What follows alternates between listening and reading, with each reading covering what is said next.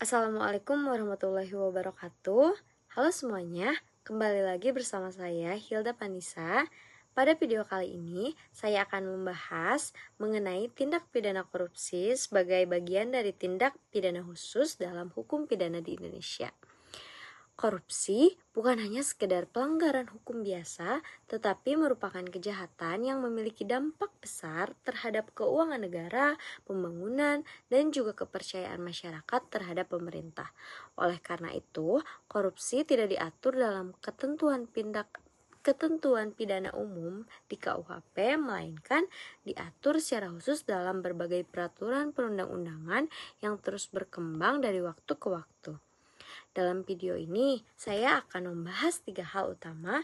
Yang pertama, perkembangan sejarah pengaturan korupsi di Indonesia.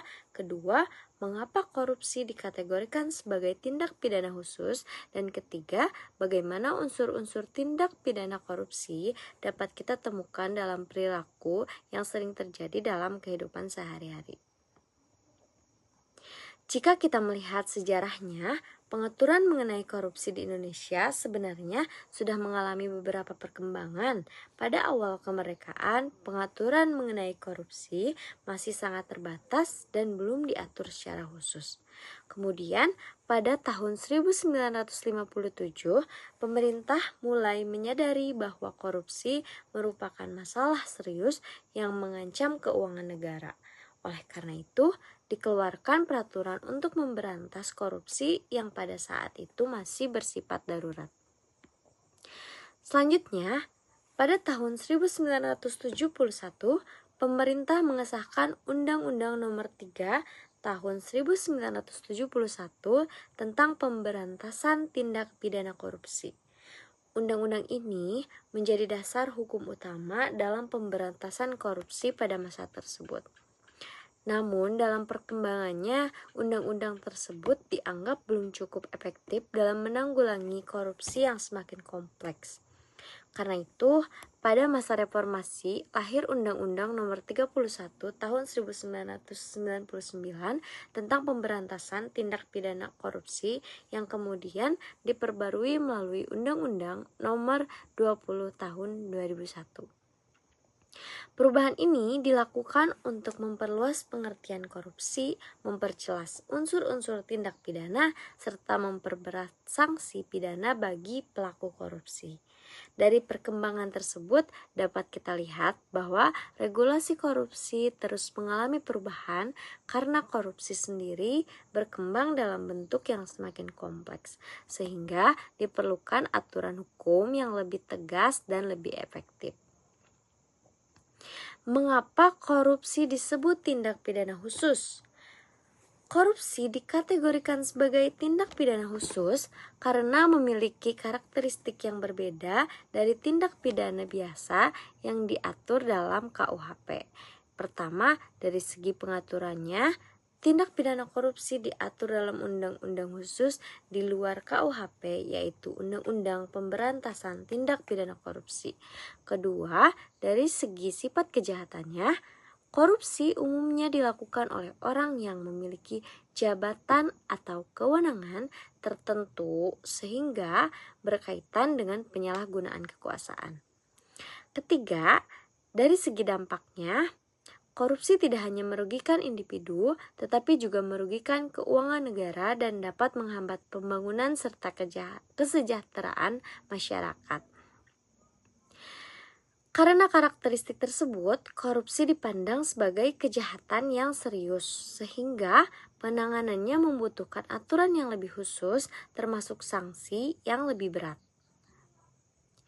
Jika kita melihat dalam kehidupan sehari-hari, perilaku koruptif sebenarnya dapat muncul dalam berbagai bentuk. Salah satu contoh yang sering terjadi adalah suap-menyuap. Misalnya, seseorang memberikan sejumlah uang kepada pejabat agar mendapatkan proyek atau memenangkan suatu tender. Contoh lainnya adalah pemungutan liar atau yang sering disebut sebagai pungli. Pungli biasanya terjadi ketika seseorang yang memiliki kewenangan meminta sejumlah uang yang sebenarnya tidak memiliki dasar tidak memiliki dasar hukum. Selain itu, terdapat juga praktik pemberian komisi tidak resmi dalam proyek atau kegiatan tertentu. Ada pula penyalahgunaan jabatan, yaitu ketika seorang pejabat menggunakan kewenangannya untuk kepentingan pribadi atau kelompok tertentu. Perilaku-perilaku tersebut dapat dikategorikan sebagai tindak pidana korupsi apabila memenuhi unsur-unsur yang terdapat dalam undang-undang seperti adanya penyalahgunaan kewenangan, adanya keuntungan bagi pelaku, serta adanya kerugian bagi negara. Jika kita menganalisis lebih jauh, berbagai bentuk perilaku tersebut menunjukkan bahwa korupsi tidak selalu terjadi dalam bentuk yang besar.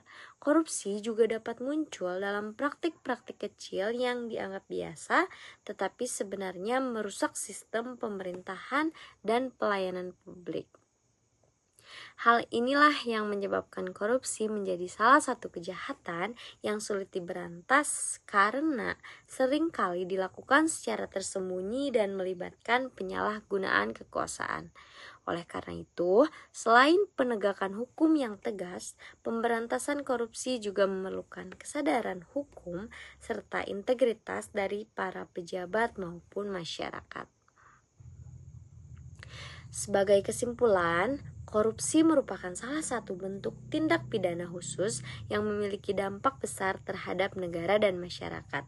Pengaturan mengenai korupsi di Indonesia juga terus mengalami perkembangan dari waktu ke waktu sebagai upaya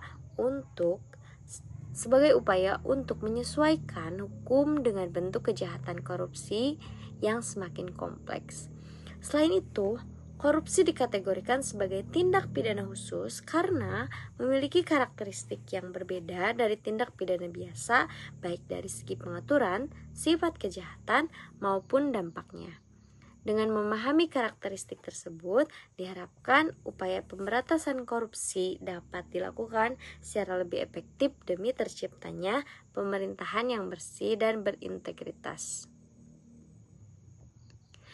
Mungkin hanya itu yang dapat saya sampaikan dalam video ini. Mohon maaf apabila ada kesalahan dan kekurangan. Sekian, terima kasih. Wassalamualaikum warahmatullahi wabarakatuh.